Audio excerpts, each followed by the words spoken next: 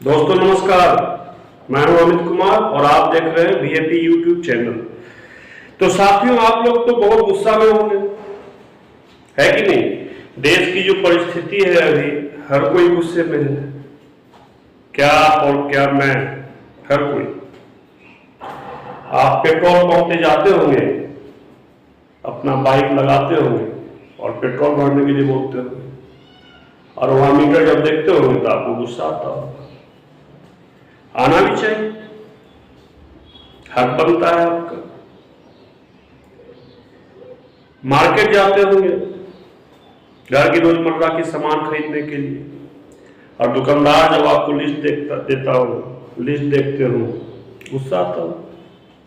क्या दाल, क्या तेल, क्या साग, क्या सब्जी, हर कुछ महंगा हो गया। सस्ता क्या है इस देश में? सस्ता है गाली गलौज,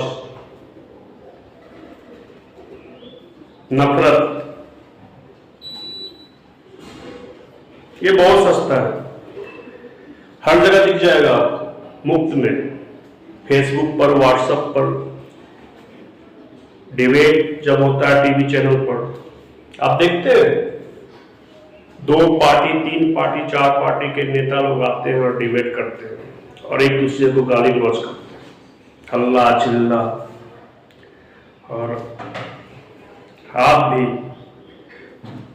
मजे में रहते हो, बस देखते हैं क्या गुस्सा कर रहा है, क्या कहना है। भात और चमचे में बटे हुए, बटे नहीं, किसका क्या जाता है। इसी गुस्से में तो आपने एक सरकार बदली थी 2014 में, ऐसे ही गुस्सा थे आप। क्या हो, सरकार बदलने से चीजें बदल जाती है। ये गुस्सा एक दिन दिखाने से कुछ नहीं होगा, ये गुस्सा एक सरकार के प्रति दिखाने से कुछ नहीं होगा।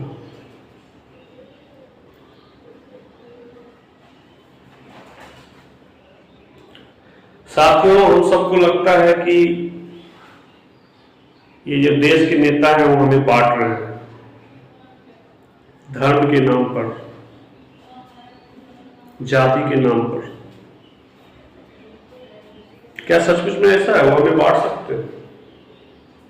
मुझे तो नहीं लगता, क्योंकि हम पहले से ही बटे हुए, कोई हमें नहीं बांट सकता। वो तो बस उसका फायदा उठाते हैं।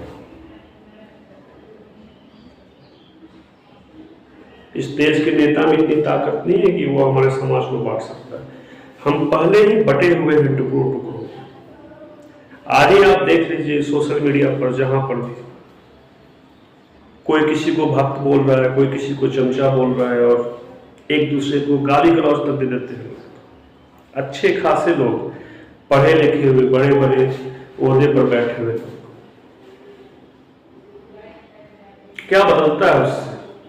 सरकारें बदल देते हैं, फिर से इलेक्शन आएगा, गुस्सा दिखाएंगे, सरकार बदल देंगे, फिर क्या होगा?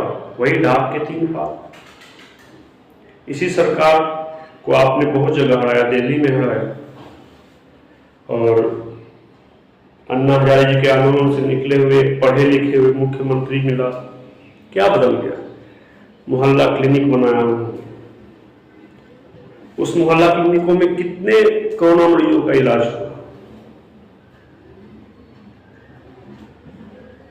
अपने स्कूलों का बहुत प्रचार करते हैं कि उन्होंने स्कूल की दशा बदल दी। मैं आपसे पूछना चाहता हूं, हमारे मुख्यमंत्री से लेकर के उप मुख्यमंत्री जो हैं दिल्ली के, या उनके इतने सारे विधायक हैं, उनके रिश्तेदार होंगे, कितनों के बच्चे उस सरकारी स्कूल में पढ़ते हैं? अरे उस सरकारी स्कूल में पढ़ाने वाले टीचरों के कितने बच्चे पढ़ते हैं उस स्कूल में? जब उन्हें खुद पर विश्वास नहीं है तो दूसरों को कैसे होता है? दूसरों को कैसे विश्वास हो सकता है उन पर, जब उन्हें खुद पर विश्वास नहीं है कि वो जो पढ़ा रहे हैं वो सही पढ़ा रहे हैं? वो तो अपने बच्चों को प्राइवेट स्कूल में पढ़ा रहे हैं और दुनिया भर का पैसा प्रचार में खर्च कर रहे हैं। उन्होंने स्कूलों की तस्वीरें बदल दी। अच्छा लगता है जब आपके बच्चे भी उसी स्कूल में पढ़ते हैं, आपको प्रचार करने की आवश्यकता नहीं होती। आप जब अपने बच्चों को उस स्कूल में छोड़ने जाते लोगों को दिख जाता, प्रचार क्यों करना पड़ता है? क्योंकि आप काम नहीं करते। कोई भी सरकार जब काम नहीं करती है तब उनको प्रचार करना पड़ता है। क्या क्या बोलते हैं ये लोग एक दूसरे को। एक हमारे महान पत्रकार है, नाम नहीं लूंगा, आप समझ जाएंगे। मैग्सेसे अवार्ड जब से मिला है तो वो अपने आप में उनका इतना कॉन्फिडेंस बढ़ गया है कि वो अर्जुन मुद्रा में आ गए।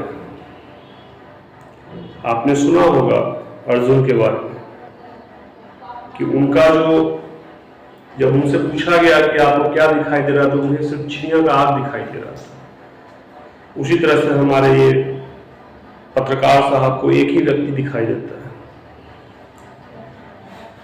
उन्हें उसके अलावा कुछ दिखाई देता है, और आपको लगता है कि वो आपको प्रेरित करेंगे और आपका किसी समस्या का समाधान करेंगे।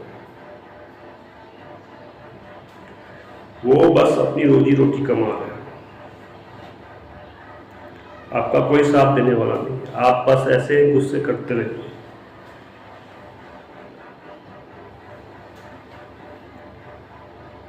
भाषा किस निम्न स्तर पर पहुंच गया है। आज यूपी में इलेक्शन होने वाला है। यूपी के पूर्व मुख्यमंत्री हैं, उनको हम टोटी चोर के नाम से जानते हैं, लोग उन्हें टोटी चोर बुलाते हैं। विश्वास होता है आपको?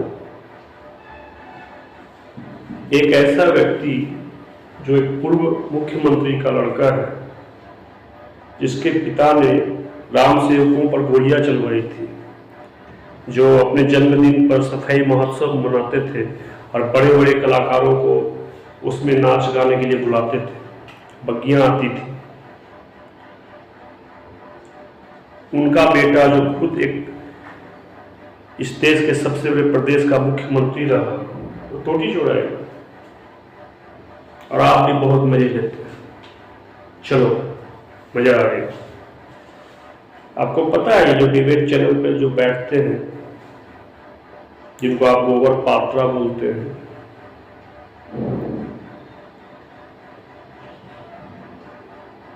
और पता है जब वो आपस में जब नोक झोंक करते हैं तो आपको लगता है कि आज उसको धो दिया, आज उसको धो दिया, आज उसको पछाड़ दिया। अब जब डिबेट बंद होता है तब वो पीछे जा करके वो आप पर हंसते हैं और एक दूसरे से गला मिलते होते, वाह आज का टीआरपी बहुत ज़्यादा आने वाला, आज मज़ा आ गया। संबित भाई, आपने मुझे जो उस समय बोला था ना, तो बहुत तालियां बजेगी। और गौरव वल्लभ जी, वो भी कुछ कम नहीं है। संबित पात्रा ने उनसे हाथ मिला कर, अरे गौरव वल्लभ भाई, आप कुछ कम थे क्या? अब देखिए कितना रिएक्शन आ रहा है कि गौरव वल्लभ ने गोबर पात्रा को पछाड़ दिया। हो गया उनका काम, वो तो उनका काम है, उसके लिए उनको पैसा मिलता है। आपको क्या मिलता है? कैसे होगी इस देश की समस्या का समाधान? आपने तो झारखंड में सरकार बदल दी, महाराष्ट्र में सरकार बदल दी, क्या हुआ? वहां पेट्रोल सस्ता हो गया, डीजल सस्ता हो गया, या लोगों को पकड़ पकड़ कर नौकरी दी जा रही है, या वहां कोई वैकेंसी नहीं है, कोई खाली सीट पड़ा हुआ नहीं है जिसको भरने की जरूरत नहीं है। ये सब एक ही तरह के लोग हैं, और आपका और हमारे बीच का जो डिफरेंस है, ये पब्लिक के बीच में जो डिफरेंस है, उसका फायदा उठाते हैं। कभी ये आते हैं, कभी वो आते हैं, और 5 साल ऐसे ही मूर्ख बनाते हैं, और टीवी के द्वारा और तरह तरह से आपके अंदर में गुस्सा पैदा करते हैं, आप गुस्सा होते हैं, और कभी सरकार बदल देते हैं, कभी उसी सरकार को पुनः वहां बैठा देते हैं, और दोनों का काम ऐसे ही चलते रहता है। ये गुस्सा आपको हर दिन दिखाना पड़ेगा।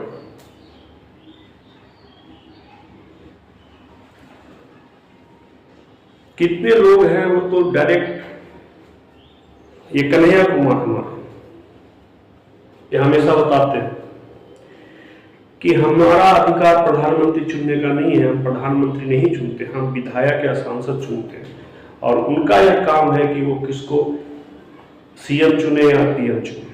लेकिन सवाल वो अपने विधायक से कभी नहीं करेंगे। सवाल आपको ज्ञान देंगे कि आपको क्या करना चाहिए, लेकिन खुद क्या कर रहे हो उनको पता नहीं है।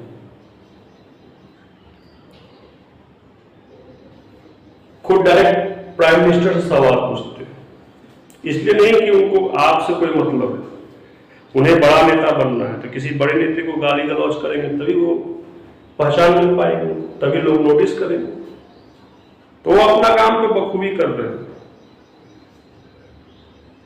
अगर जो आपके लिए होते तो उन्होंने तो किसी न किसी को वोट दिया होगा, किसी न किसी को विधायक बनाया होगा, उनसे सवाल पूछते, अपने इलाके में जाते और उनसे सवाल पूछते, उनको घेरते और बताते कि आपको हमने चुना है और ये आपकी रिस्पॉन्सिबिलिटी है, आप कोई हम पर एहसान नहीं कर रहे। ये जो बड़ा बड़ा बैनर लगा करके प्रचार करते हैं कि हमने ये कर दिया वो कर दिया, वो अपने कोई मामा के घर से ला करके नहीं किया, हमारे आपके टैक्स के पैसे से ही करते हैं। और आप और हम क्या हैं, कोई इसके समर्थक हैं, कोई उसके समर्थक है, वो अच्छी बात है। आप इलेक्शन से पहले किसी के समर्थक हैं, कोई आपका पसंद है, वो आपका अधिकार है, आप उसको चुनते हैं, इसमें कोई बुराई नहीं है। लेकिलेकिन जब एक बार सरकार का गठन हो जाता है तो आपको पूरे 5 साल तक अपने गुस्से को कायम रखना है, अपने विधायक के एक एक काम का हिसाब लेना है। एक बार जीत करके चले जाते हैं और जब इलेक्शन होता है तो दोबारा आपसे वोट मांगने के लिए आ जाते हैं और फिर आप बढ़ जाते हैं।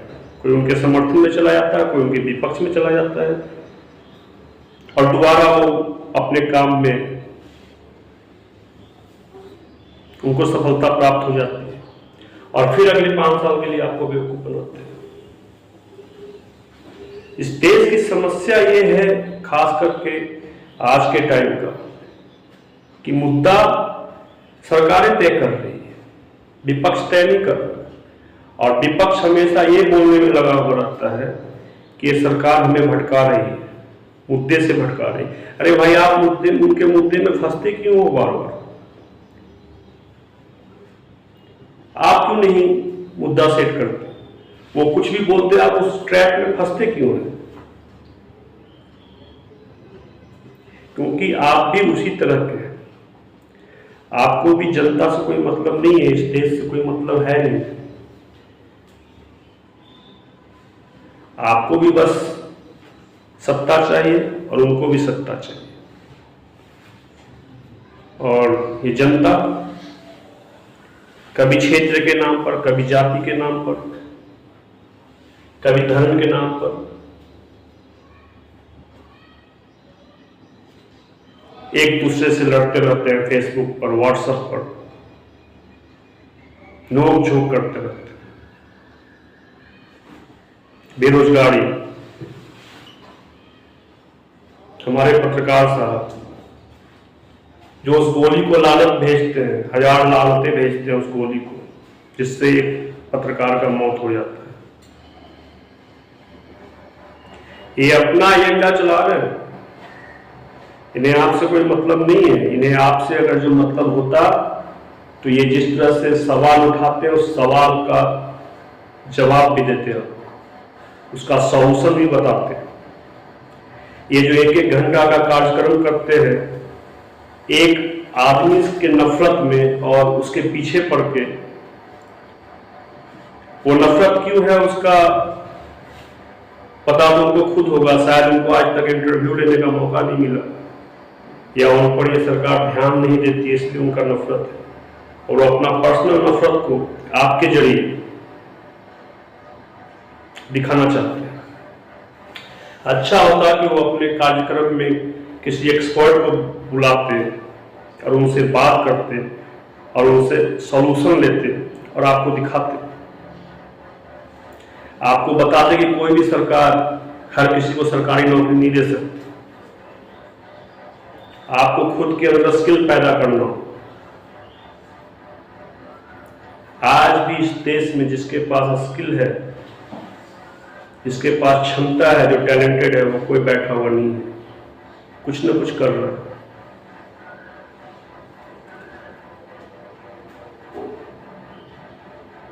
और आप गुस्से में रहिए, ये सरकार आपको भी अच्छा है। जिन लोगों को पढ़ने में मन नहीं लगता है, जिन लोगों को अपने बारे में कुछ सोचना नहीं है, वो किसी तरह से समाज से बचने के लिए, अपने परिवार से बचने के लिए सरकार को दोषी मान, जबकि उनको मालूम है कि इस देश में, इस देश का ट्रैक रिकॉर्ड क्या है, इस देश में कितनी सरकारी नौकरियां हैं, कितना पॉपुलेशन है, सब मालूम है। तो आप जब प्रिपरेशन करते हैं तो ठीक से कीजिए और साथ में एक ऑप्शन भी रखिए, अपने अंदर एक स्किल भी पैदा कीजिए, तो कम से कम रोजी रोटी तो आपकी चल जाएगी, उसे कोई छीन नहीं पाएगा। और हर काम के लिए आप सरकार को जिम्मेवार नहीं ठहरा सकते। सरकार कौन है? ये नेता कहां से आते हैं? अमेरिका या इंग्लैंड से आते हैं क्या? इन्हें आप और हम ही भेजते हैं जिता करके। और हमारा दायित्व तो वही नहीं खत्म हो जाता है कि एक बार इनको जिता दिए और भेज दिए और चुप हो गए। इन्हें हर पल इस बात का एहसास दिलाना चाहिए कि आपको एक जिम्मेवारी दी गई है और हमें मत समझाइए। और आप जो चमचा और भक्त और विरोधी और सपोर्टर बन करके जो अलग अलग होकर के कोई सपोर्ट करता है, कोई विरोध करता है, तो उसका वो फायदा उठाते हैं। सब एक हो करके जिस भी स्टेट में जो सरकार है उससे सिर्फ सवाल पूछने का काम कीजिए, और जब उनका कार्यकाल समाप्त हो जाए तो कंपेयर कीजिए, अपने स्तर पे कंपेयर कीजिए, अपने विधानसभा में अपने विधायक का, पिछले विधायक का, इस विधायक का कंपेयर कीजिए, कौन काम अच्छा कर रहा है, और उसके बाद उसको वोट कीजिए।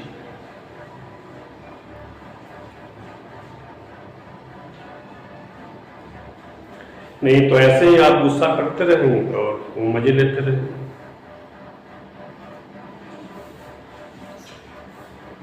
हम आगे भी मिलेंगे और आगे भी बात करेंगे। तब तक के लिए नमस्कार।